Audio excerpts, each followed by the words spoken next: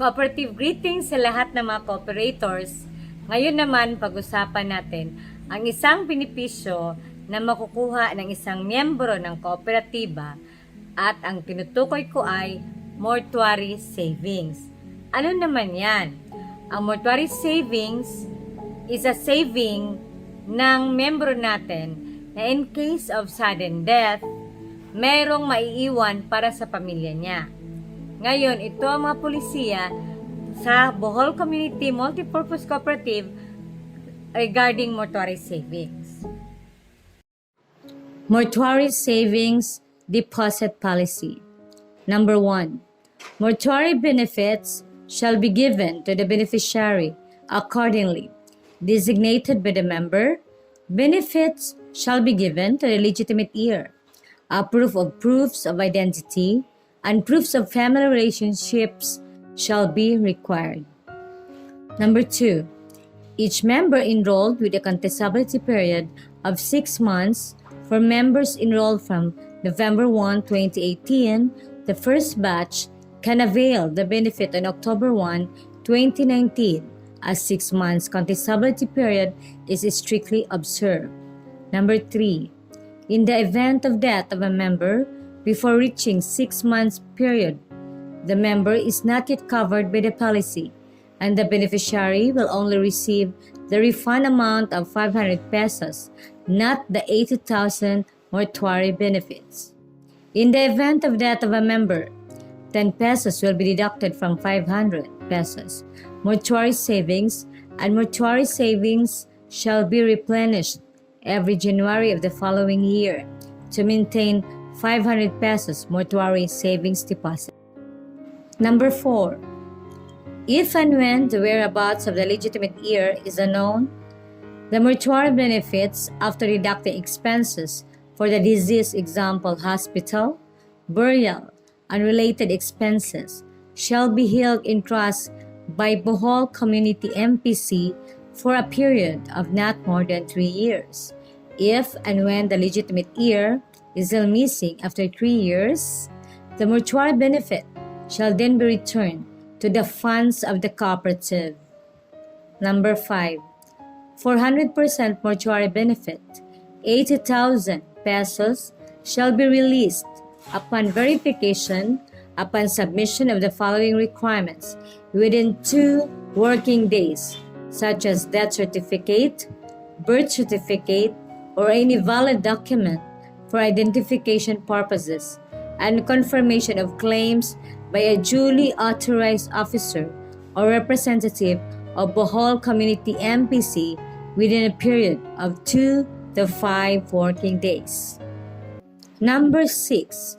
It is the responsibility of each member to replenish his or her mortuary contribution regularly, and it is mandatory that replenishment be made through automatic deduction from his or her savings, if any, in the amount fixed by the accounting department in order to avoid forfeiture of claims without prior notice. A member who fails to pay his or her mortuary contribution can be reactivated after replenishment of his or her mortuary fund contribution and or deposit within a period of 7 days from the date his or her mortuary deposit has been depleted. Number 7. The mortuary benefit shall be forfeited if both mortuary and savings deposit of the deceased are zero balance at the time of his or her death.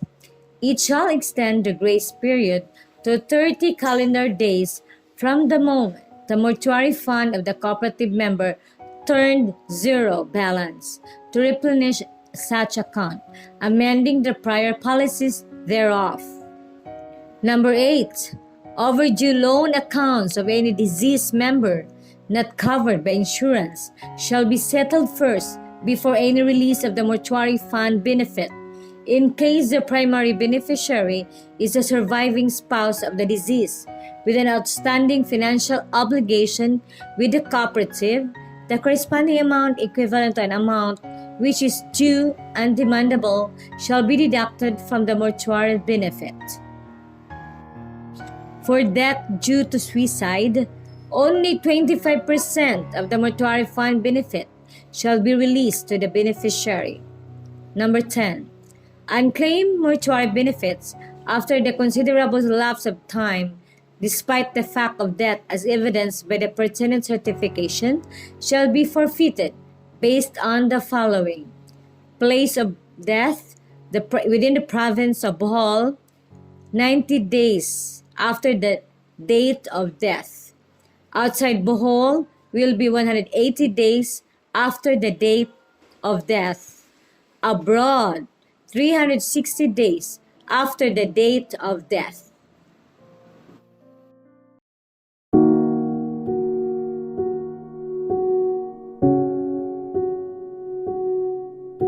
Si Christine Templado from Tubigon, Bohol. Nagpasalamat sa inyong kooperatiba na diin nakatabang pag-ayon namo sa pagpayluna sa akong mother-in-law, sa akong mama. Salamat yun kay dako kay siya katabang alang sa mga gagastoon, tanan-tanan o throughout sa pag-vigil, tanan mga pagkaon, ang cemeteryo, tanan-tanan. So salamat yun at iso ang maglisod kay naa ko ang inyo ang tabang na ihatag sa nangitungdan. So salamat yun kaayo o ang inyo magpanalangin kanina. Kaya ako si Oligario Templado, bana ni Cristi Templado.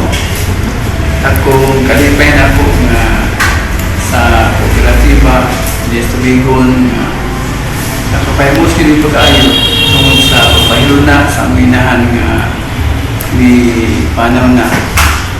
Dako kay kasabang yun ang Bohol Cooperative. Manang ang Diyos ng panalangin sa inyo ang paghigo, pag-ubilisan ining maong kooperatiba. Akong usbon, ang pasalamat sa ilang ko pag-ayo sa maong kooperatiba tungkol sa iyohang mga benepisyo mag-ihatag para sa mga membro. Dahil ko nang ginawa sa iyohang tanan nagihimo. Salamat. God bless. Ingon man sa pagpa-eskwela sa akong kabataan, duha na ang akong bata unahuman sa iyang pag-eskwela. Busa ako mag-aawhag sa kaninyo nga hinautunta nga magpa-member kamo diri sa Bohol MultiPurpose Cooperative aron kita makatabang matabangan usab kita sa umaabot. Daghang salamat. Maayong buntag sa tanan, labi na sa Bohol CMP Cooperative. Ako di ay si Lindo Migraso, anak ni Abli Migraso nga membro sa Bohol CMP Cooperative nga namatay atong Agosto 30. Dako nagong pasalamat sa bisi sa Bohol CMP Cooperative staff, labi na sa General Manager nga si Ma'am Jan Romero nga adun lagi hatag kanamo nga mortuary aid nga worth of 80,000 pesos. Busa dakong tabang kadto sa kanamo pamilya. Busa nagapasalamat ako dako sa Bohol CMP ug daghang salamat. Ako man nagpasalamat ko og dako sa Bohol Coop nga nakadawat ni sa 80,000 nga mortuary sa akong inahan. Dako kaayo og tabang sa pagpahaluna sa iyang patayng lawas. Salamat and God bless. Adlaw Bohol Community Cooperative ko. Ako, Leonora Manog Monton, taga Alegria Sur, Way Bohol. Dako kaayo ang akong pasalamat nga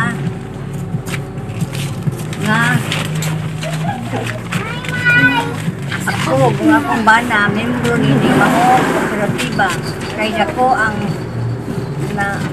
natabang nga 80,000 pesos ing benepisyo nga mao ang mortuary ito nga nadawat nako sa pagkamatay ni akong bana nga si Oswaldo Monton. Dili gayud tiyaw ang dili gayud tiyaw ang kalipay nga akong bata balisan paog pagkawala niya sa akong kinabuhi. Kay dili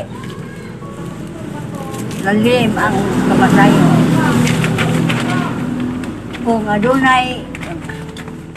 adunay mamatay sa akong pamilya, kaninyo mapasalamaton, Leonora Monton. Ako si Mrs. Grace Boncales sa poblasyon Trinidad Bohol. Buot mapasalamat sa Bohol Community MPC. Gikan sa nagdumala niini sa atong CEO, Madam Janet Romero, CEO Attorney Joyce Marapaw, Board of Directors, BCMPC Trinidad Branch, headed by our branch manager, Ms. Lorenta Bigi, staff, ug sa tanang membro sa Bohol Community MPC. Usa ako sa beneficiary sa 80,000 sa atong mortuary. Dako kini kayong tabang pinansyal. Labi na gyud sa among pamilya ni adtong namatay ang akong mama September 2020.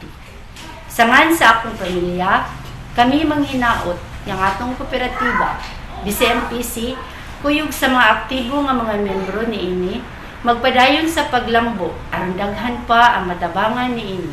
Mabuhi ang atong kooperatiba Bohol Community MPC. Si Carlos Gibingkan, mapasalamaton sa Bohol Community MPC, pinaagi sa Mortuary saving sa kuo.